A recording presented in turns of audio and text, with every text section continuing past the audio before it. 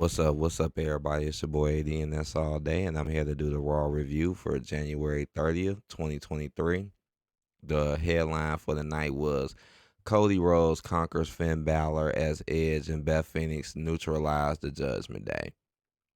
And as you can see, that's Dominic right there laid out. Rhea, I know Rhea just won and did all of that. Now she laid out, as y'all can see. Well,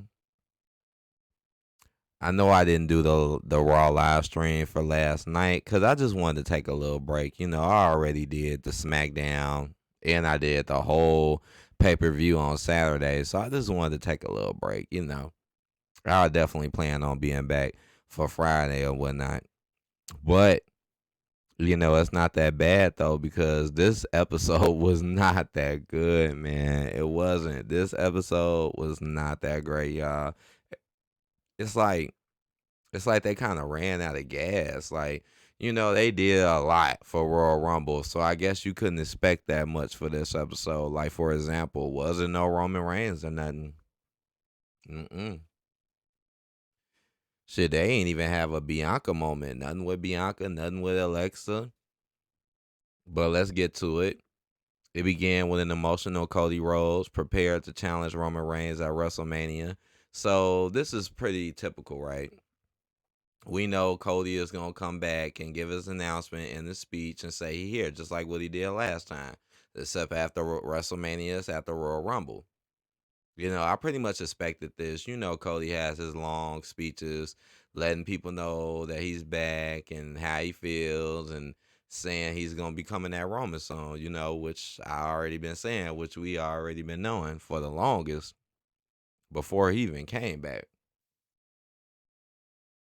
So that was all right.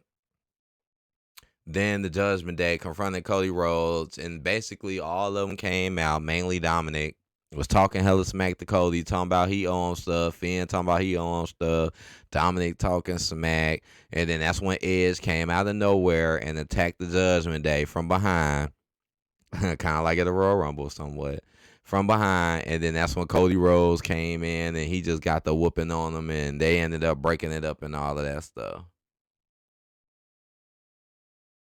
That's what ended up happening right there.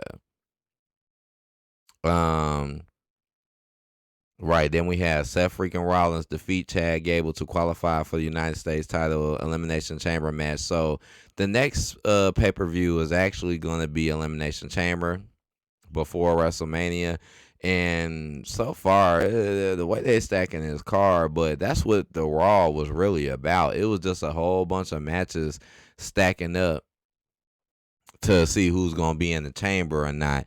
And to be honest, all these matches were like predictable as hell. It's like no way in the world you would think like this match, Seth versus Chad. Like, yeah, Seth was going to win. Like, this shit was kind of predictable. Then you had Io Sky going against Candice LeRae. Now, Io might be the only one who you might not know, like, maybe she'll take a loss or not. But I didn't think she was losing to Candice because Candice don't really be doing that much.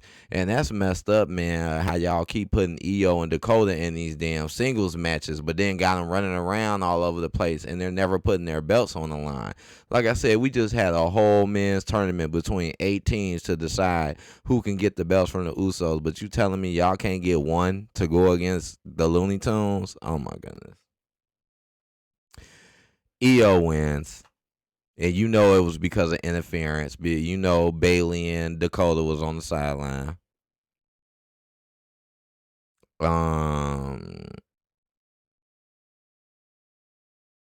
Yeah, Carmella's back. Oh my gosh, no, not Carmella. Thanks to interference, right, from Bailey. Yeah. They did a lot of flashbacks too to what happened in the Royal Rumble. So that took some time up in this episode too. Rhea Ripley declared that she will challenge SmackDown Women's Champion Charlotte Flair at WrestleMania. Now this was a little surprising me because I thought maybe they would be building her up to Bianca, They were gonna do that in the past, remember? And then that's when Rhea got injured. This was before Rhea joined the Bloodline. And then when Rhea came off her injury, she just went to the Bloodline. And remember, she wasn't wrestling nobody for a while. And now she's back wrestling again. So I'm like, maybe they're gonna bring that back, but nope, they didn't. I'm just drinking some of this water. But nah, she didn't. She actually chose Charlotte. So I'm like, whoa. I'm like, wow. Because Bianca always be fighting tough, rough battles, right? Well, like, we're so used to seeing Bianca fight damn near everybody. But who does Charlotte really fight? Especially being gone. It's like just Charlotte and Ronda. Like I said, the only one who was giving her comp was Ronda. Now, we know Rhea Ripley can give Charlotte some comp. And we don't really see them fight like that. So that's definitely cool. I like that better than the Bianca fight. It still makes me wonder though, like what in the world are they gonna do with Bianca now? Like I hope y'all don't bring that Alexa Bliss stuff back. Like, oh nah, man, because that should be done and over. But we don't know because they didn't show Bianca today. They didn't even use her. I heard that there was a part where they was finna show her and then they just cut it out. But this was a surprise. Rhea coming at Charlotte surprised me. It really did. So that means Rhea might start being on SmackDown now. And what about her Judgment Day people? You know, what's going to happen with them? Are they just going to be on Raw? I don't know. But we'll be looking forward to that feud. I like that way better than Sonya. Then we had Johnny G defeating Baron Corbin to qualify for the chamber match. So, yeah, another predictable match. At this point, yeah, it's done and over with for Baron Corbin. At this point, they not doing nothing. I thought they were going to kind of hype push him a little bit because of JBL, but nope. That little winning streak he had gone. He loses to Johnny G now, which I knew, which is pretty expected. I didn't think Johnny was gonna lose. I mean, look how much they used him in the Royal Rumble compared to Corbin. That's what made me think it too, because Corbin never really had a shot, while Johnny G was in there doing all types of stuff. It's the same old, where you know the same particular favorites get the same stuff. But what else happened? Oh, and what about Dexter Loomis? I'm starting to feel like his character is getting watered down. Like, yeah, he pulled out a little hatchet, threw it in JBL's hat, but I feel like his character is definitely getting watered down, and I feel like they're trying to like Johnny G is they are trying to like get him to outshine Dexter. I think Dexter is way more entertaining. Just my thoughts. But he's going to be in the chamber match too now. Bobby Lashley attacked Austin Theory on the VIP lounge. So it started off with MVP with a VIP lounge. Yes, they actually brought this back. It was with Theory. Him and Theory was talking for a good minute. It was getting hype. He was talking about MVP was talking about how Bobby can beat him and this, that. Theory was getting mad. It started getting a little heated, and then that's when Bobby came out. Bobby comes out, attacks Theory. Then he was finna spear him, but then Theory pulls MVP Kane towards him, so he basically dragged him in the way, and then Bobby ended up spearing MVP, which is what you see now. And Theory escaped with his title. And does he compete in this match? Like, is he competing in this Elimination Chamber? Because they made it look like he's competing in it. Like, that's kind of crazy. You know, you got the belt, but you in the ring competing with like 6 different people, 5 different people, and your belt is on the line. Like, dang. Rick Boogs defeats The Miz. And you know, everybody was making fun of The Miz because he was the first one out. Yeah, Rick Boogs is back, y'all. So he's finally back off the injury. It was interesting to see him. It was. I mean, I don't know what's up with his attire. I don't know. And then the haircut. I don't know. He just definitely, his attire, I don't know. They may not have had to fix that. But Boogs is still Boogs. He's still a big dude. He still got his strength. You see, he gorilla pressing The Miz. But again, pretty obvious though, pretty predictable. Like, you know, obviously Boogs was gonna come out and beat The Miz. Just like the last match, obviously Johnny G was gonna beat Baron Corbin. Then you had Becky Lynch emerge on her birthday and use the threat of a steel chair on Dakota Kai to make Bayley agree to a steel cage match. So Bailey came out, and I'm like, oh my god, now Bailey's getting the second. I swear, Damage Control gets way too much playtime.